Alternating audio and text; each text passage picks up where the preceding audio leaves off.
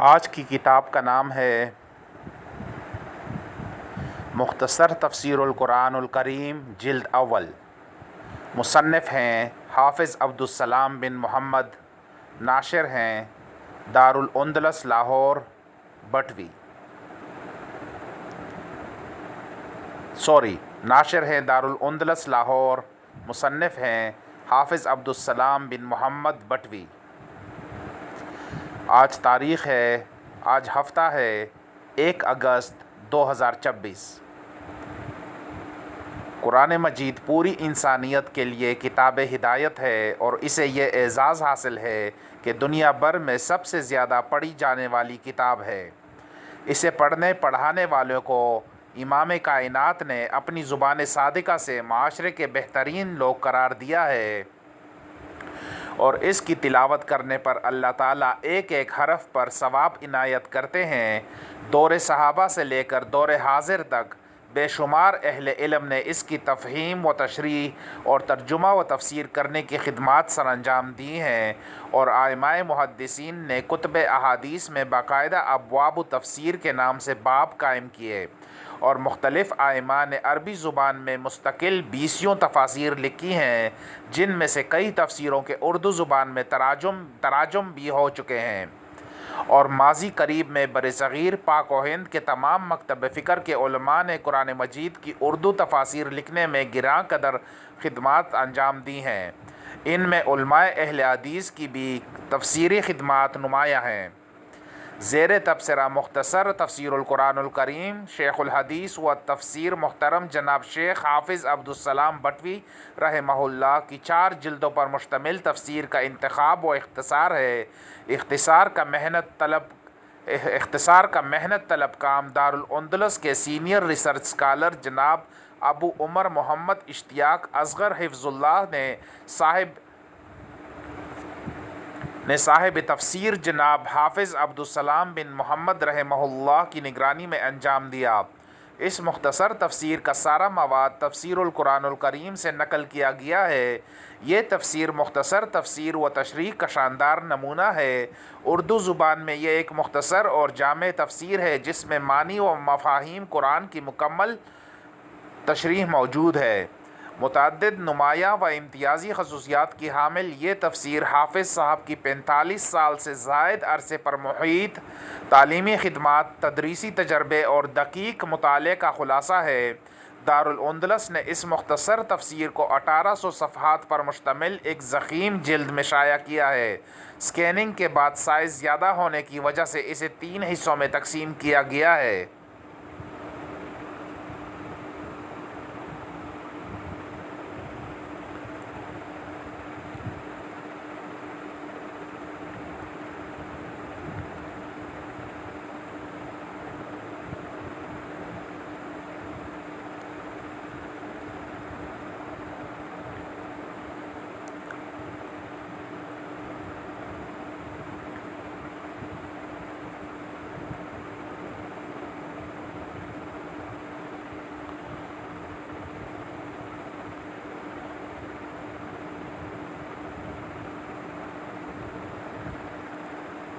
الحمدللہ رب العالمین والصلاة والسلام علی اشرف الانبیاء والمرسلین، اما بعد۔ قرآن مجید بنی نوع انسان کی رہنمائی کے لیے رب العالمین کی طرف سے نازل کی جانے والی آخری کتاب ہے، جو قیامت تک آنے والے لوگوں کے لیے پیغام رشد و ہدایت اور ایک مکمل ضابطۂ حیات ہے۔ اسی الہامی کتاب پر عمل پیرا ہو کر جن و انس دنیا و آخرت میں کامیابیاں اور کامرانیاں حاصل کر سکتے ہیں۔ رسول اللہ صلی اللہ علیہ وآلہ وسلم نے فرمایا، ان اللہ یرفع بہذا الکتاب اقواما ویضع بہ آخرین۔ مسلم۔ بے شک اللہ تعالیٰ اس کتاب کے ساتھ کئی قوموں کو بلند کرتا ہے اور کئی دوسری اقوام کو پست کرتا ہے۔ اس وقت روئے زمین پر قرآن کریم ہی واحد ایسی مقدس کتاب ہے جو ہر قسم کی تبدیلی اور تحریف سے محفوظ ہے۔ اس پیغام اس پیغام ربانی سے براہ راست استفادہ کے لیے قرآن مجید کے معنی و مفاہیم کا جاننا از حد ضروری ہے۔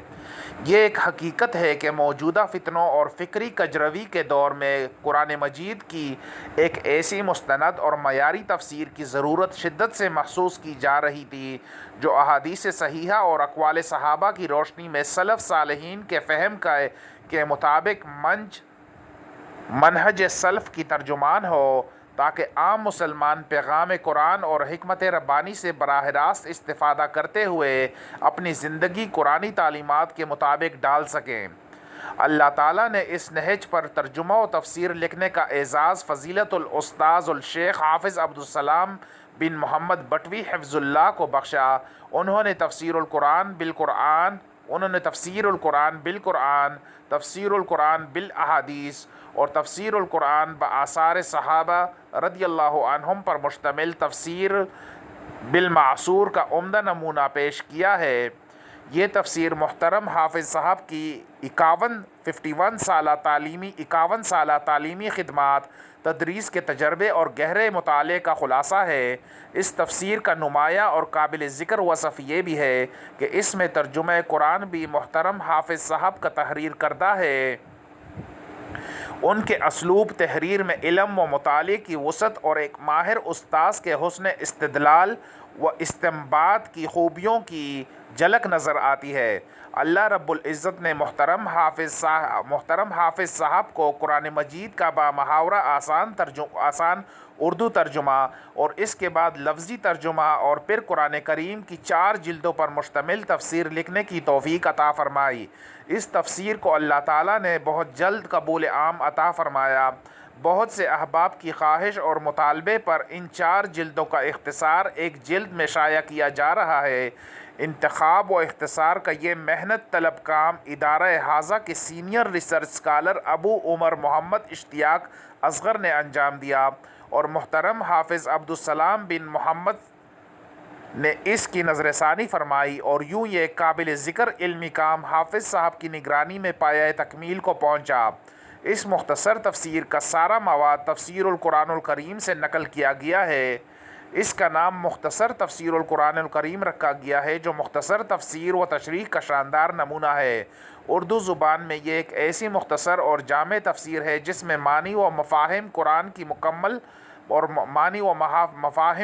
کی مکمل تشریح موجود ہے۔ زیر نظر مختصر تفسیر القرآن الکریم دارالاندلس کی طرف سے خوبصورت سرورق، نفیس کتابت، شاندار طباعت اور اعلیٰ و معیاری کاغذ پر 2 رنگوں میں قارئین کی خدمت میں پیش کی جا رہی ہے۔ مذکورہ قابل قدر تفسیر کی تیاری کے تمام مراحل کی نگرانی اور ادارہ حاضہ کے سینئر ریسرچ اسکالر ابو عمر محمد اشتیاق اصغر نے کی۔ آئیے پڑھتے ہیں۔ الحمدللہ والصلاۃ والسلام علی رسول اللہ، اما بعد۔ اللہ عز و جل کا بے حد و حساب شکر ہے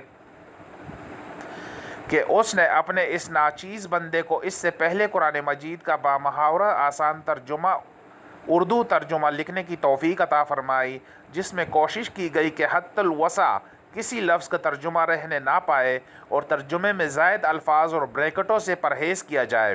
اس کے بعد تفسیر القرآن الکریم لکھنے کی توفیق بخشی، پھر قرآن مجید کا لفظی ترجمہ لکھنے کی سعادت عطا فرمائی، جس میں ہر لفظ اور اس کا ترجمہ الگ خانے میں لکھا گیا ہے۔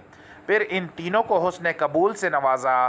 علماء، طلباء اور عوام سبھی نے انہیں پسند کیا اور ان سے فائدہ اٹھا رہے ہیں۔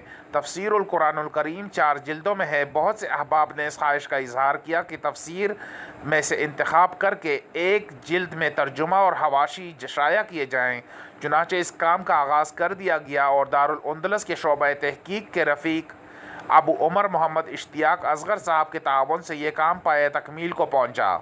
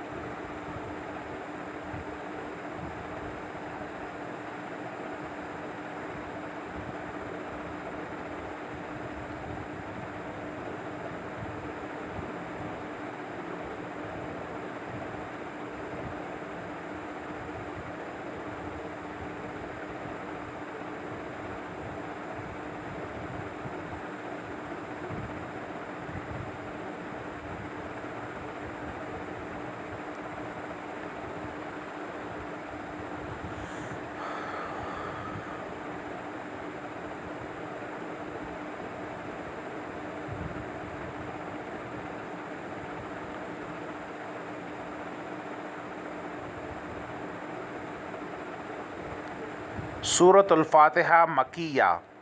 सूरत अल-फातिहा के अस्मा: फातिहतुल किताब, अस्सलातो, सूरत अल्हम्दुलिल्लाहि रब्बिल आलमीन, सूरतुल हम्द, अस्सब्उ मसानी, अल कुरानुल अज़ीम, उम्मुल कुरान, उम्मुल किताब।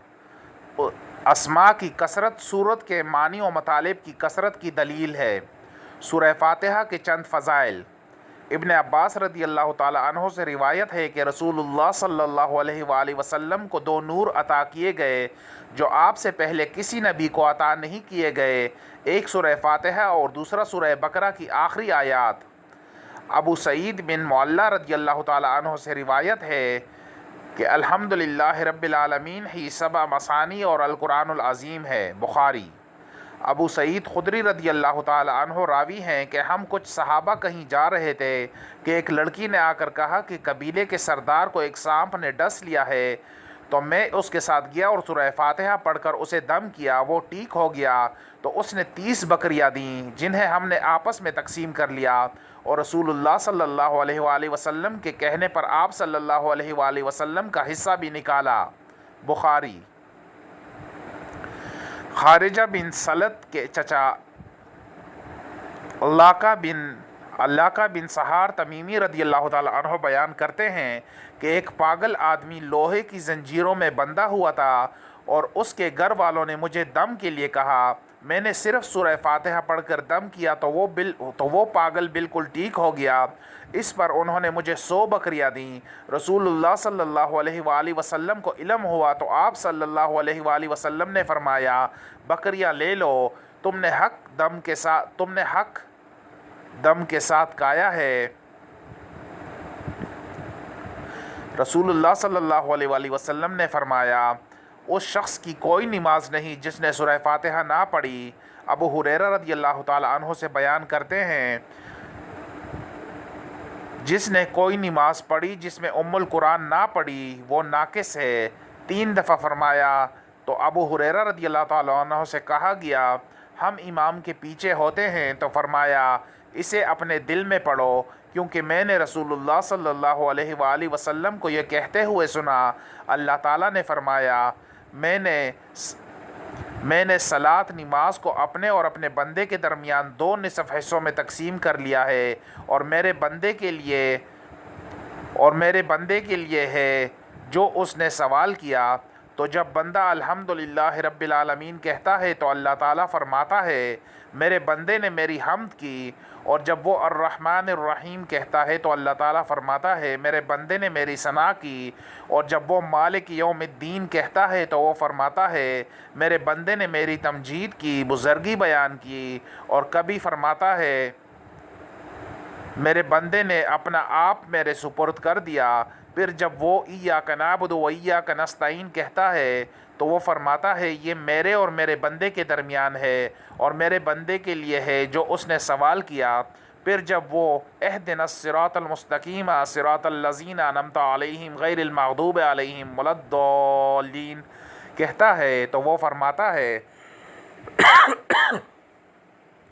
ये मेरे बंदे के लिए है और मेरे बंदे के लिए है जो उसने सवाल किया। मुस्लिम। चंद फ़वाइद। सूरह फातिहा तौरात, इंजील और कुरान की हर सूरत से अजीम सूरत है। फातिहा नाम इसलिए है कि इससे किताबुल्लाह और नमाज में किरात का आगाज़ होता है। अल्हम्दुलिल्लाह रब्बिल आलमीन या अल्हम्दो नाम इसलिए है कि इसमें अल्लाह ताला की जामे हम्द आई है।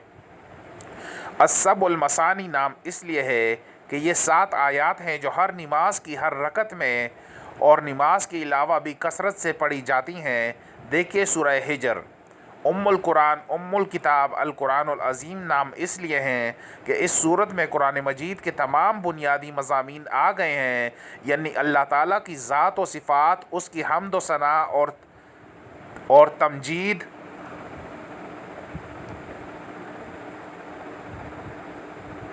आखिरत, तौहीद, इस्तिकामत सिरात मुस्तकीम, नेक और बद लोगों की तारीख़ वगैरह और बाकी कुरान मजीद इन मज़ामीन की तफसील है।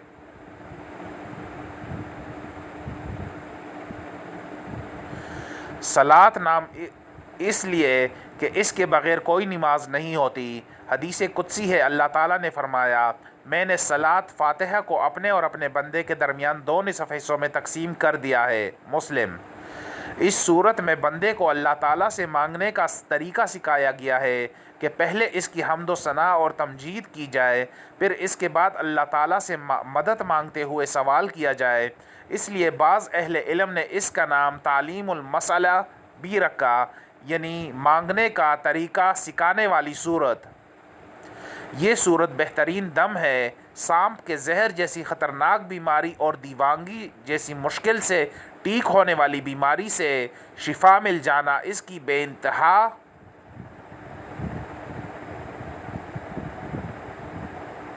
شفائی تاثیر کی دلیل ہے۔ بسم اللہ الرحمن الرحیم سورہ نمل 30 میں بالاتفاق آیت کا جزو ہے۔ صحابہ کے اجماع کے ساتھ اسے سورہ توبہ کے سوا تمام صورتوں کے شروع میں لکھا گیا ہے۔ ہر صورت کے ساتھ اس کا نازل ہونا صحیح حدیث سے ثابت ہے۔ عبداللہ بن عباس رضی اللہ تعالی عنہ فرماتے ہیں کہ نبی صلی اللہ علیہ وآلہ وسلم ایک صورت کا دوسری سے الگ ہونا اس وقت تک نہیں پہچانتے تھے جب تک کہ آپ پر بسم اللہ الرحمن الرحیم نازل نہیں ہوتی تھی۔ ابو داؤد۔ الحمد کا معنی کسی خوبی کی وجہ سے تعریف ہے۔ اس پر الف لام استغراق کا ہے جس سے مراد حمد کے تمام افراد ہیں، یعنی جو تعریف بھی ہے اللہ ہی کی ہے۔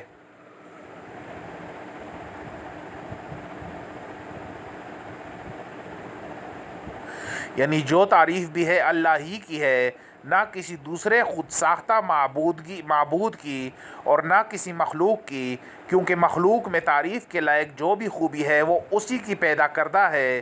کلمہ الحمدللہ ایک عظیم الشان حقیقت کا اظہار ہے۔ یہ کلمہ شکر بھی ہے اور بہترین مکمل دعا بھی۔ رسول اللہ صلی اللہ علیہ وآلہ وسلم نے فرمایا پاکیزگی نصف ایمان ہے اور الحمدللہ میزان کو بھر دیتا ہے۔ مسلم۔ اور رسول اللہ صلی اللہ علیہ وآلہ وسلم نے فرمایا سب سے بہتر ذکر لا الہ الا اللہ ہے اور سب سے بہتر دعا الحمدللہ ہے۔ ترمذی۔ گویا بہترین دعا اور عبادت اللہ تعالیٰ کی تعریف ہے اور اللہ تعالیٰ کو اپنی تعریف سننا بہت زیادہ پسند ہے۔ رسول اللہ صلی اللہ علیہ وآلہ وسلم نے فرمایا ایسا کوئی نہیں جسے اللہ سے زیادہ اپنی تعریف پسند ہو، اس لیے اس نے خود اپنی تعریف کی ہے۔ بخاری۔ رب العالمین یہ الحمدللہ کے بعد لفظ اللہ کی پہلی صفت ہے۔ رب کا معنی ہے سید، سردار جس کی اطاعت ہوتی ہو، مالک اور پرورش کرنے والا، اور یہ تینوں صفات اللہ تعالیٰ میں بدرجہ اتم موجود ہیں۔ اس سے بڑا سید کوئی نہیں، وہی سب کا مالک ہے اور ہر ایک کو پیدائش سے کمال تک پہنچانے والا اور اس کی ہر ضرورت پوری کرنے والا بھی وہی ہے۔ العالمین العالم کی جمع ہے، جہاں عالمین کو جمع اس لیے ذکر فرمایا کہ اللہ تعالیٰ کی ہر مخلوق ایک الگ جہان ہے، مثلا عالم انس، عالم جن، عالم نباتات، عالم ارض اور عالم سما وغیرہ۔ پھر ان میں سے ہر ایک کے کئی عالم ہیں، مثلا انسانوں میں سے ہر جنس، ہر زبان اور ہر علاقے والوں کا الگ جہان ہے۔ غرض اتنے بے حساب جہان ہیں جنہیں رب تعالیٰ کے سوا کوئی نہیں جانتا اور صرف وہی ان میں سے ہر ایک کو پیدا کرنے والا، پھر ہر لمحہ اس کی ہر ضرورت پوری کرنے والا اور اسے کمال تک پہنچانے والا ہے۔ غرض سب تعریف اللہ تعالیٰ کے لیے ہے کیونکہ وہ رب العالمین ہے۔ الرحمن الرحیم مالک یوم الدین بے حد رحم والا، نہایت مہربان ہے، بدلے کے دن کا مالک ہے۔ یہ دوسری اور تیسری صفت ہے۔ جب سارے جہانوں کی ربوبیت کا ذکر ہوا تو ساتھ ہی اللہ کی بے حد و حساب رحمت کا ذکر ہوا، کیونکہ رحمت کے بغیر ربوبیت ممکن ہی نہیں ہے۔ یہ دونوں رحم میں سے مبالغے کے صیغے ہیں، معنی دونوں کا بہت زیادہ رحم والا ہے، مگر اس پر اتفاق ہے کہ الرحمن میں مبالغہ زیادہ ہے کیونکہ اس کے حروف الرحیم سے زیادہ ہیں اور حروف کی زیادتی سے معنی میں زیادتی ظاہر ہوتی ہے، اور اس کے لیے بھی کہ لفظ اللہ کی طرح رحمان بھی صرف باری تعالیٰ کے لیے بولا جاتا ہے بخلاف رحیم کے۔ ایک فرق یہ ہے کہ رحمان فعلان کے وزن پر ہے جو معنی کی کثرت پر دلالت کرتا ہے، مگر ضروری نہیں کہ وہ اس میں ہمیشہ رہے، وہ ختم بھی ہو سکتی ہے، جیسے اوتعان بہت زیادہ پیاسا، جبکہ رحیم فعیل کے وزن پر ہے جو کسی چیز میں مفہوم کے لزوم، دوام اور ہمیشگی کے لیے آتا ہے، وہ صفت اس سے جدا نہیں ہو سکتی۔ مثلاً علیم، حکیم اور عظیم وغیرہ رحمان اور رحیم کے ملنے سے صفت رحمت کی وسعت بھی ثابت ہوئی اور اس کا دوام بھی۔